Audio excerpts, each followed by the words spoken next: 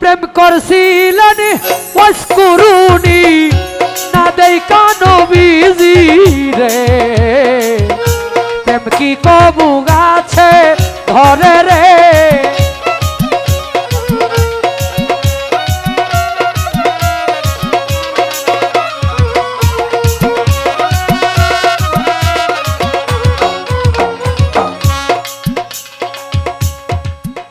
আমার দয়াল নবী বিদায়ের কালে আসাব গন্ডা কিয়া বলছিলেন আমার মরণের পরে তোমরা জামা জুরাটা নিয়া গো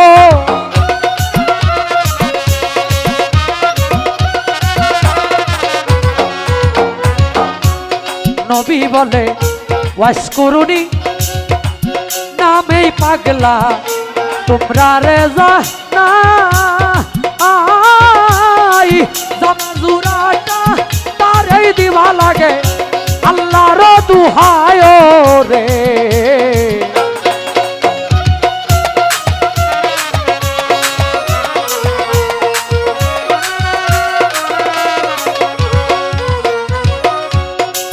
কয়েকদিন পর নবীজি যখন আমার উফাত করিল কাফন কাফন কইরাই গয়ালি মনেতে ভাবিল গো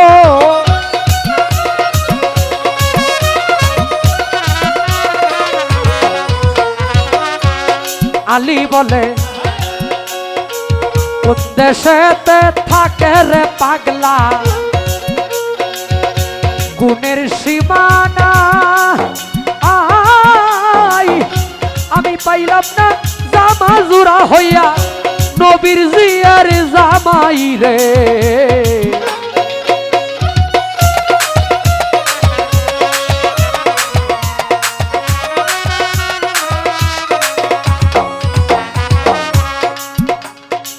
গানের সময় হালকা বাজবে কয়েকদিন পর নবীজি যখন আমার দাফন কাফন কইরা গো আলী রওনা দিল করে যারেই পায় তারেই জিগায় তোমরা সিনোনি পাগলা রে গো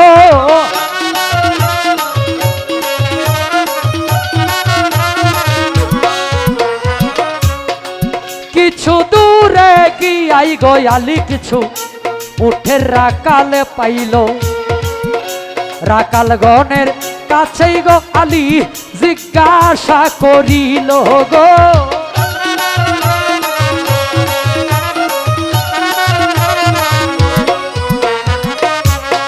আলী বলে ওয়াসকুরুনি নামেই রে পাগলা তোমরা রে জানাই পাগলার খবর বলো পাগলার খবর ভালো লাগে আল্লাহর দুহায় রে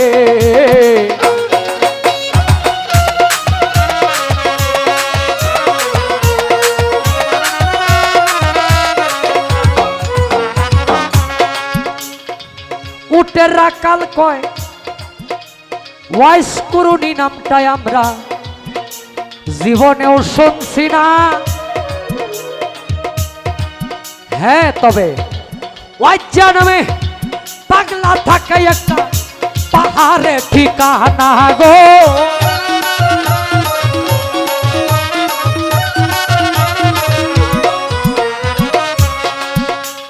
রাকালে কয় যেই দিন হইতে পাগলা ঠাইল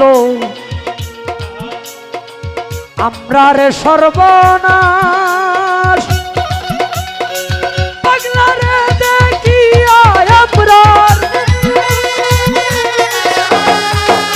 পাগলা রে দেখিয়া আমরা রুটে কানা গাছরে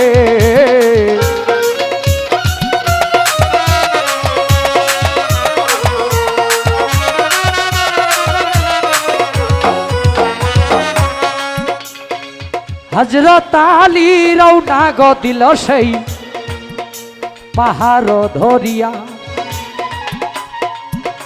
গিয়া দেখে পাগলায় আছে সজিদাই পড়িয়া।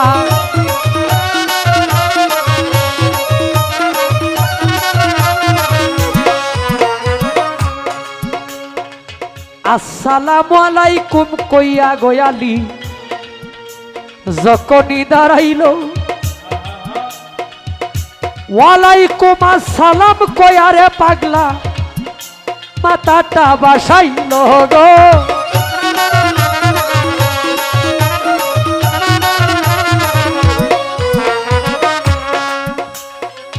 পাগলাই বলে কোন দেশেতে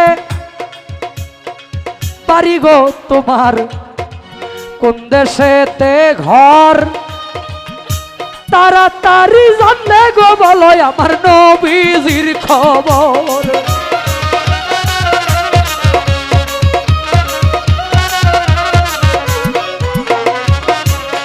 আলী বলে মদিনাতে বাড়ি গো আমার, মদিনাতেই ঘর, আমারও শ্বশুর যিনি গো দিনের পয়গাম্বর গো।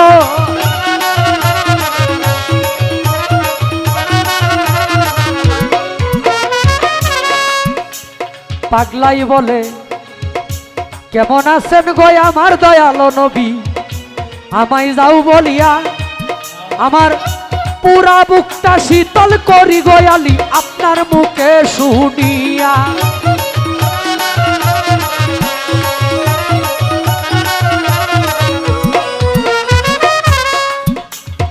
আলী বলে পৃথিবী হইতে গো মায়ার নবী গিয়াছে চলিয়া, এই নেও আপনার জামা জুড়াই আমি আপনারে যাই দিয়া গো।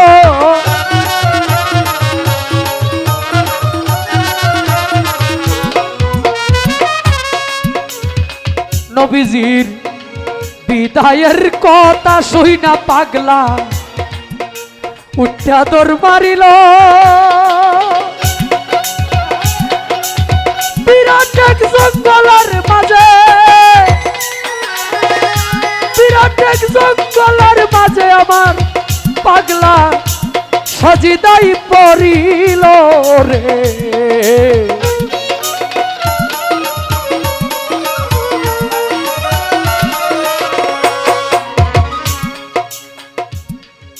যেই নবীর সাথে সাক্ষাৎ না করাইয়া নিয়া গেলায় আমার নবীরে, পাগলাই বলে এই যে সেজদাই নত হইলাম আল্লাহ আমি তোমার কুদরতি চরণে, আমার মনের বাসনা গো আল্লাহ যদি নাহি কর পূরণ,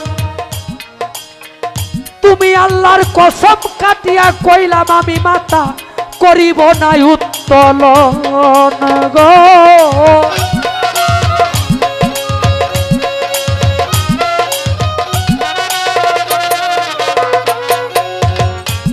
বিরাট এক জঙ্গলায় পাগলা সজিদাই পড়িয়া বলে আরশটা টান দিয়া যাইব আল্লাহ আজকে জমিনে নামাইয়া রে।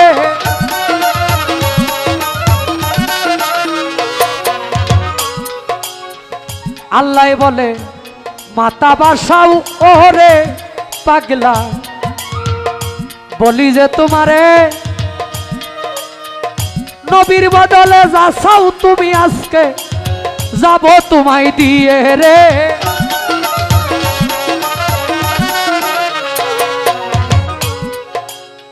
পাগলাই নিজের জন্য কিছু চাইলেন না, আমার দয়াল নবীর মাফ কইরা দেও গো আল্লাহ। দয়াল নবীর উম্মতের গুনাহ 16 আনা, আল্লাহ বলে মাফ করলাম যা গুনাহ ছাড়িয়া না গো।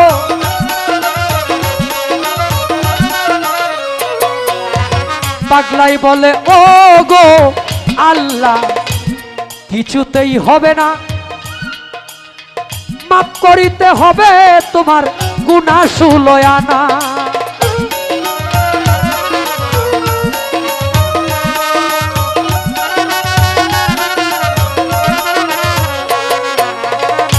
আল্লাহ বলে মাপ কইরা দিলাম রে পাগলা গুনায় আষ্টয়ানা।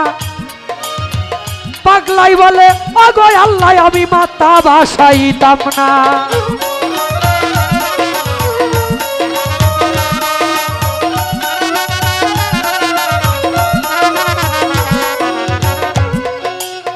আল্লাহ বলে মাপ কইরা দিলাম রে ও পাগলা গুনাহ বারয়ানা। এমন সময় হযরত আলী পাগলার কাছেই হই রুয়ানা রে।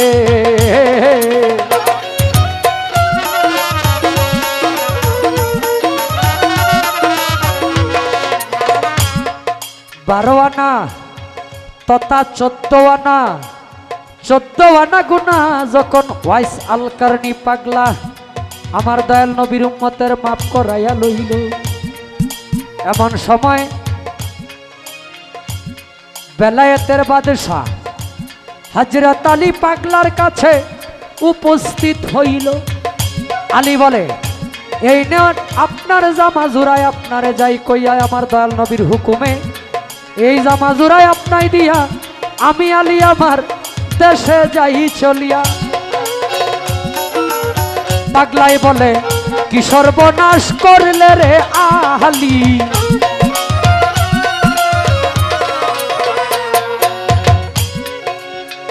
অসময় ডাক দিয়া একটু পরে ডাক দিলে লইতাম 16 আনা গুনাহ মাফ করাইয়া রে।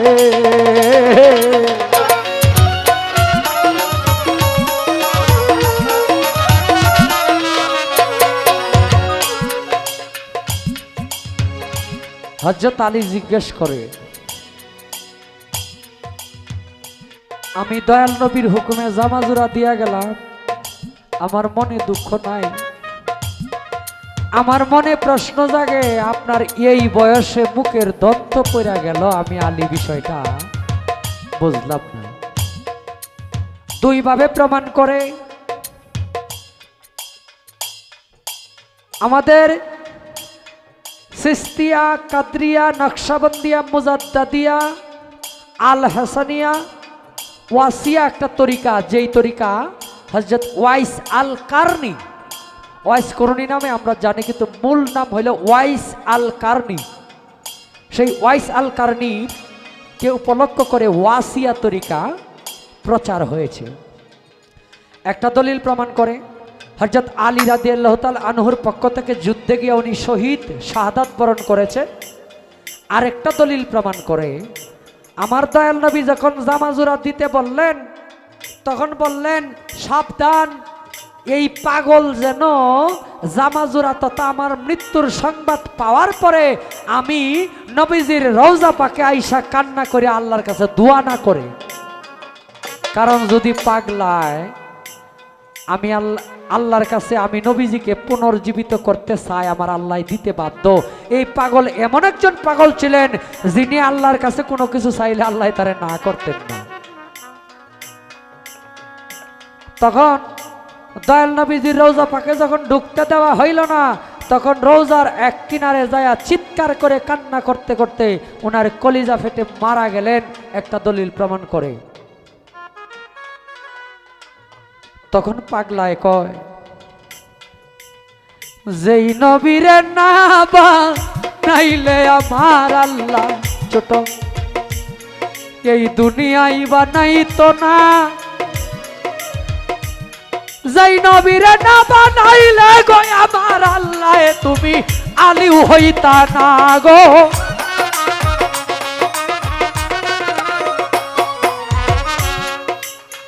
যেই নবীরে না বানাইলে আমার আল্লাহ আমি পাগলাও হইতাম না। উহুদ যুদ্ধের ময়দানে কাফেরেরা আমার দয়াল নবীর দত্ত শহীদ করলো, শোনেন তার ঘটনা। পাগলাই বলে আমি স্বপ্নে শুনছি আমার দয়াল নবী মায়ার নবীর সেই উহুদ যুদ্ধের ময়দানে দুটি দত্ত মোবারক গেল শহীদ হইয়া। কোন দন্তটা শহীদ হইল গয়ালি আমি সন্দেহ করিয়া, একটি একটি করে 32টি দন্তয়ালি আমি আমার দিয়াছি ফালাইয়া। আমি নবীর পাগল দাবি গো করবাম কেমনে,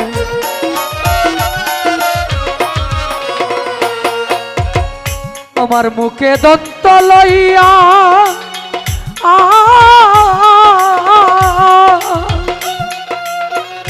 আমার মুখের দন্তয়ালি আমি দিয়াছি ফালাইয়া রে।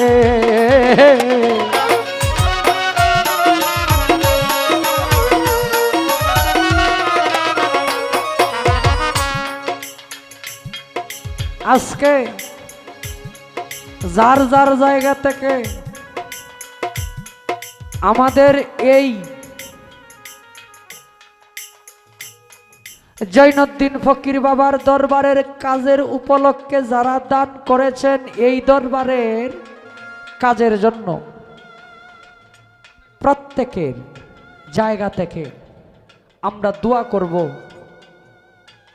প্রত্যেকে অন্তর থেকে দোয়া করব তাদের দান, এই দানকে উসিলা করে যাদের আপনজন দুনিয়াতে নাই, কারো মা, কারো বাবা, কারো ভাই, কারো সন্তান, মালিক যেন একজন আল্লাহর অলির, একজন খাস অলির খাতিরে আল্লাহ যেন তাদেরকে এই দানের উসিলায় ক্ষমা করে দেয়। এবং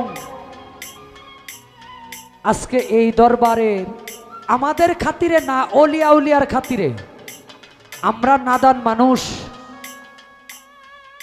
আমাদের মুখ দিয়া সূরা ফাতিহা পড়লে ব্যাধিগ্রস্ত মানুষকে ফু দিলে সেই মানুষের ব্যাধি ভালো হয়ে যায় বাবা।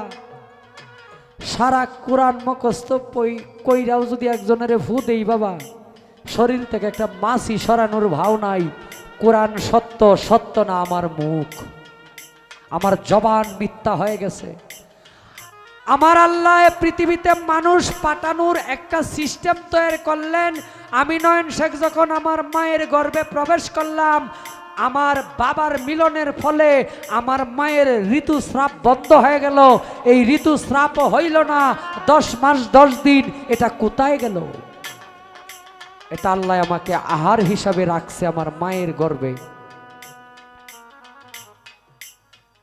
আমার আল্লাহ বলে, আমি বান্দা সৃষ্টি করছি, আমি আল্লাহর নাম জপনা করবে, আমি আল্লাহর ইবাদত করবে, এই জবান দ্বারাই আমি আল্লাহর গুণগান করবে, আমি আল্লাহর বাণী কুরআন পড়বে।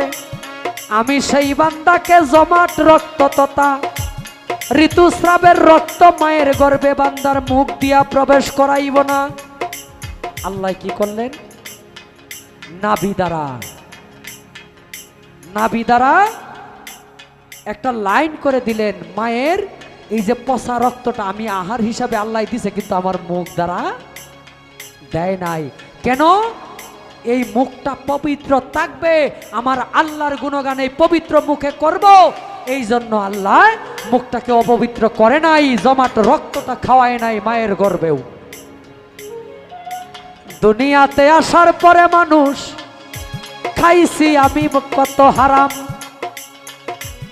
আমার মুখ দিয়া হারাম খায় আমার মুখ অপবিত্র করলাম, আমার মুখ দিয়া মিথ্যা কথা বইলাই আমার মুখ অপবিত্র করলাম। শোয়ারের বাচ্চা বইলা গালি দিলে 70 দিন পর্যন্ত তার মুখের কোনো কথাই আল্লাহ কবুল করে না। এই জবান দ্বারা কত মিথ্যা, কত গালি দিয়া মুখ অপবিত্র করলাম। কানে ভালো কথা শুনলাম না, কান অপবিত্র করলাম খারাপ কথা শ্রবণ কইরা। চোখ অপবিত্র করলাম খারাপ জায়গায় দৃষ্টি দিয়া। হাত অপবিত্র করলাম খারাপ জিনিস স্পর্শ করিয়া। পা অপবিত্র করলাম খারাপ রাস্তায় হাঁটিয়া গিয়া। তাই আমার সমস্ত অঙ্গ প্রত্যঙ্গ অপবিত্র হয়ে গেছে। এই অঙ্গ দ্বারাই আর আল্লাহর ইবাদত করলেও কবুল হয় না। সিস্টেম আছে, তওবা করার কিছু শর্ত আছে। আস্তাগফিরুল্লাহ রাব্বি মিন কুল্লি যামবি ওয়া আতুবু ইলাইহি লা হাওলা ওয়ালা কুওয়াতা ইল্লা বিল্লাহিল আলিয়্যুল আযীম। এই যে তওবাটা করবেন, তওবাটা করার শর্ত আছে, শর্ত ছাড়া তওবা করলে সেই তওবা কবুল হয় না। কি? এখন আমি তওবা করলাম, আমার পূর্বে যত খারাপ কাজ ছিল পুনরায় তওবা করার পরে এগুলা যদি করেন আপনার তওবা কবুল হবে না। আপনার কাছে আমি শর্ত করলাম আস্তে যে আপনার আমি 50,000 টাকা দিব এত তারিখ, নিয়ে দিলাম 20,000, আপনার শর্ত কি রইল? শর্ত ভঙ্গ হয়ে গেল। অতএব তবাকারী যারা, তবা আমরা প্রত্যেকের করতে হবে। কোথায়? একজন কামেল মুর্শিদের কাছে গিয়া তবা করতে হবে। তাই বলছে মধু খাবলা আন্তা মধু, মরার আগে একবার মরে, এই মরা নয় দেহের মরা, স্বভাব চেরে স্বভাব দর। মরাই যদি লড়ে সরে গুরুজি চায় না তারে, শিষ্য হবে কেমন করে গুরুবে জন্ম জন্মান্তর। মুরিদ মানে মরা লাশ, গোসল দেওয়া গুরুর কাজ, লাগিয়ে জ্ঞান আতর সুবাস খুলে দেয় শিশুর অন্তর। ফরিদ তুই ছিলি মিথ্যা রাজ্যে, নিত্য ছিলি মন্দ কার্যে, নিত্য মন্দ পরিত্যাজ্যে চল কর্মপুর। মধু খাবলা আন্তা মধু, মরার আগে একবার মরে, এটা আমার রাসূল কয়। মরাই যদি লড়ে সরে, মুরিদ হইলাম, শর্ত ভঙ্গ করলাম, গুরু কইল হারাম খাইও না, খাইলাম, আমার মরাই লড়ে সরে। গুরু কইল খারাপ কথা শুনিও না, খারাপ কথা শুনলাম, কান অপবিত্র হয়ে গেল, সমস্ত অঙ্গ প্রত্যঙ্গ দিয়ে আমি আবার খারাপ কাজে লিপ্ত হইলাম, আমার তবা কবুল হবে না, আমি শয়তানের বন্ধুই রয়ে গেলাম। সাধক গানে কয় কি শোনেন,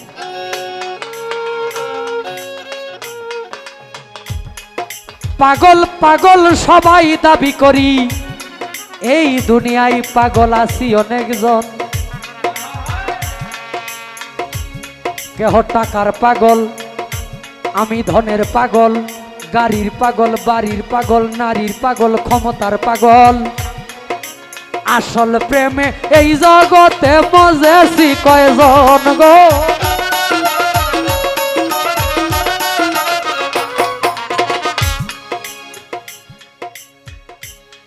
আল্লাহ আল্লাহ না করুক আমি নয়ন শেখের কোনো দুর্ঘটনাতে একটি হাত চলে গেল, আমার ভক্তবিন্দুর কাছ থেকে আমি না পারলে টাকা নিয়ে 1 কোটি টাকা খরচ কইরা, কিন্তু এই হাত আমি আর পাইবো না, আমি ভালো হইতে পারবো। কি? হাতটা কাইটা ভালাই দিলে 1 কোটি টাকা খরচ করবেন, 100 কোটি টাকা খরচ করবেন, আপনি হাতটা আর পাইবেন না। আমার আল্লাহ দুনিয়াতে পরিপূর্ণভাবে আমি নয়ন শেখকে পাঠাইল।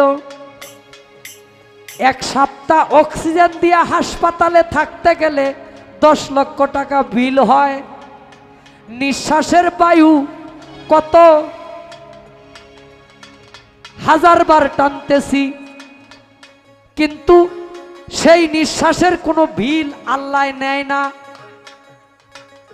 তাহলে আপনি আমারে 10,000 টাকা দিয়া এই মঞ্চে দাঁড় করাইলেন, আপনার স্বার্থে সারা রাত্র চিল্লাইলাম। আল্লাহ পরিপূর্ণ দেহ দিল, জমিনকে বিছানা দিল, আকাশকে ছাদ বানাই দিল, মাটি থেকে ফল রিজিক উৎপাদন করলো। আমি আল্লাহর জন্য কয় ঘন্টা সময় দিলাম? হিসাব দিতে হবে নয়ন শেখ। এমন একদিন আসবে, লা ইলাহা ইল্লাল্লাহু মুহাম্মাদুর রাসূলুল্লাহ বলাও আমার কপালে নসিব না হইতে পারে। আপনার কাছে ক্ষমা চাওয়ার সময়ও আল্লাহ আমারে দিবে না। মৃত্যু আল্লাহ বলে, যখন বান্দার মৃত্যু হবে 1 সেকেন্ড আগেও না পরেও না। তাই সাধক বলে, আসল পাগল যার যার ঘরের কোণে, তারেই চিনিলাম না। আবেদ আলী হইছে পাগল, নিজেরই চিনল না রে।